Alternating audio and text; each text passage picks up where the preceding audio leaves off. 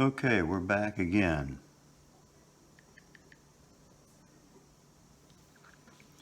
This is the practice problem for Chapter 21.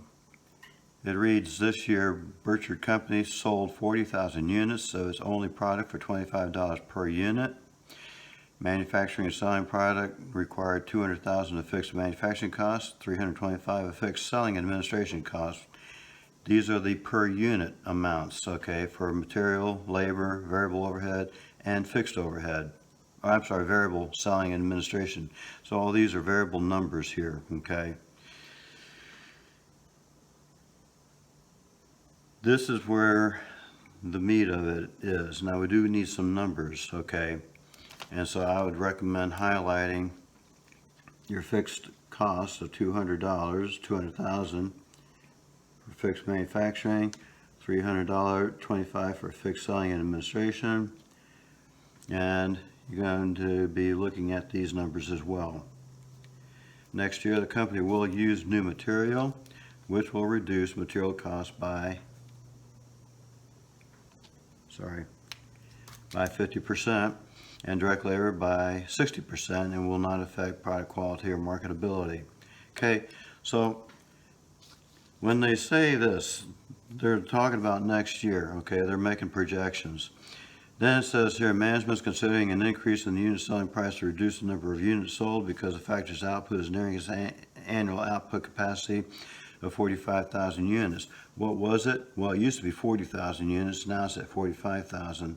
That's as top as they can go. They are up to 40,000, and so they don't want to hit the capacity because then they have to expand factory space and storage, and it's just going to get more costs for them. So they want to avoid that. Two plans are being considered. Under Plan 1, the company will keep the selling price at the current level. Okay, so selling price at current level, which is $25 per unit, and then sell the same volume as last year, which was the 40,000 units up here. This plan will increase income because of the reduced cost from using the new material. Okay, so that's Plan 1. Plan 2,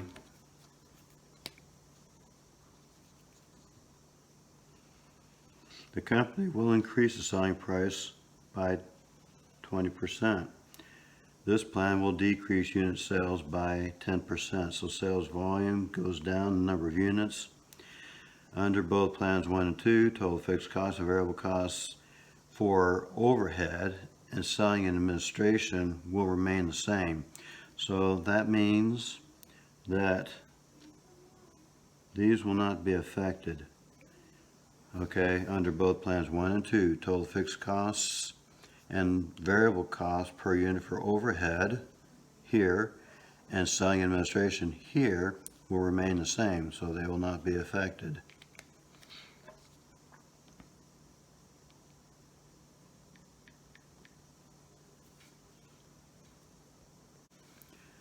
So now we need to figure out the break-even point in dollar sales for both plans 1 and 2. Okay, so we do a side by side. We have plan 1, and we can figure out break-even in sales dollars by taking what? The contribution margin ratio, right? When you're figuring, when we're doing this from the lecture on this, we were taking break-even in dollars. So it's going to be fixed cost divided by contribution margin ratio, or what I said before, contribution margin divided by the ratio comes up with the sales. So we have to figure out, one, what is the ratio? Okay, how do we find it? We need to start looking at what our material costs and fixed costs and all that are going to be. So let's take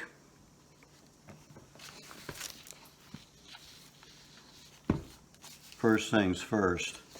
Material costs and labor costs went down. So it was at $8 per unit, and you want to keep it on a per unit basis. Don't multiply it by any units, just keep it simple, okay? And it said that direct labor costs and material costs decreased, So material costs reduced by 50%. It was $8, so that means that now it's at $4. And direct labor costs went down by 60%. So it was at $5. If it went down by 60%, what would that come out to be? Well, you could simply say, what is $5 times 40%? And that would make it $2. I just did the 1 minus the ratio to come up with 40% because it was reduced by 60%. I could come up with 60% of $5 and that would give me $3 and then subtract that, okay? Decided to keep it simple that way. So these are my new numbers for material and labor. These will stay the same, so I'm going to go ahead and just jot these down here. $1 here and 50 cents here.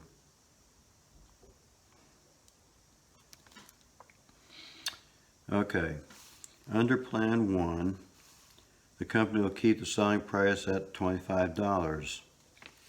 Okay, so that's true. Then Plan 1 is going to have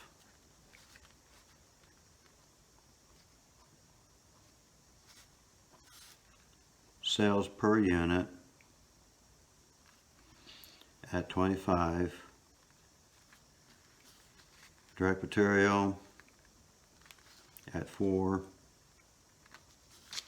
direct labor at 2, variable overhead at 1, variable selling and administration at 0.5.